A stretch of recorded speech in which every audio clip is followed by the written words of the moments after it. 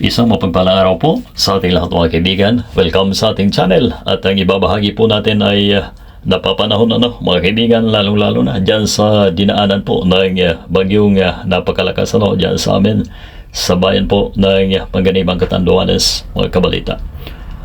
Ang nais po nating ibahagi dito sa inyo mga kaibigan ay kung ano ang magagawa ng isang maliit na solar panel since ang karamihan po sa atin ay siyempre medyo mahirap pa ang makapagpalagay o makapagpa-install ng isang maliit lamang na solar setup mga kaibigan.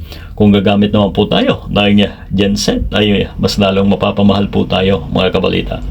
So sa mga nais magtanong mga kabalita ay pwede po tayo mag-comment sa ating video na ito mga kaibigan. Ang pagkakabili ko po dito sa isang panel na ito mga kaibigan ay hindi tayo nagkakamali 600 ang bili po natin mga kaibigan. At ayon sa specs, ito daw po ay 300 watts mga kaibigan, pero hindi po yun totoo dahil ang isang 300 watts na solar panel mga kaibigan ay malaki na po yun singlaki, halos na isang 75-inch na isang flat TV mga kaibigan. Mantakin niyo po yan.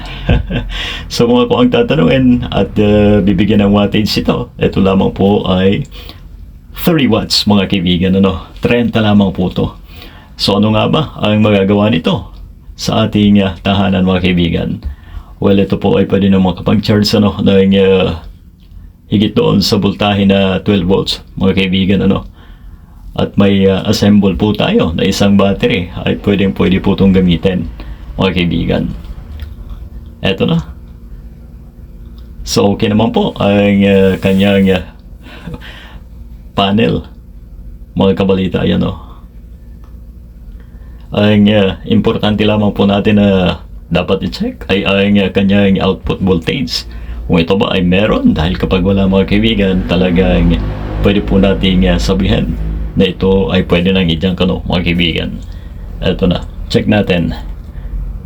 At mamaya po syempre ay lalagay po natin doon sa mainit kung saan ma-expose sa araw ang panel na ito mga kabalita. Alright, so tayo po ay nalulungkot dyan sa mga kabayan po natin sa buong Bicolandia at syempre particular po doon sa aming bayan sa Catanduanes o sa lalawigan ng Catanduanes mga kaibigan, yan sa Panganiban. Ayan may 14 po tayo mga kaibigan, na ang ibig sabihin po ay tumaas, pwedeng tumaas pa yan pagka nilagay po natin sa init mga kaibigan. Pero doon po sa mga nais makatipid may isang buo naman na nabibili isang set na po na may ilaw na po tayo na magagamit mga kaibigan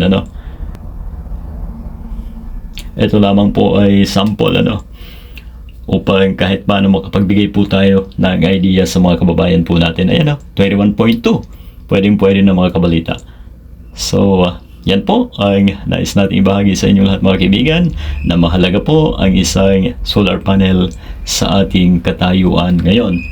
So dyan sa mga kababayan ko po sa lalawigan ng Catanduanes o sa buong Bicolandia ay mabangon po tayong uli mga kaibigan. Maraming salamat po at huwag po tayong makalimot na manalangin lagi mga kaibigan.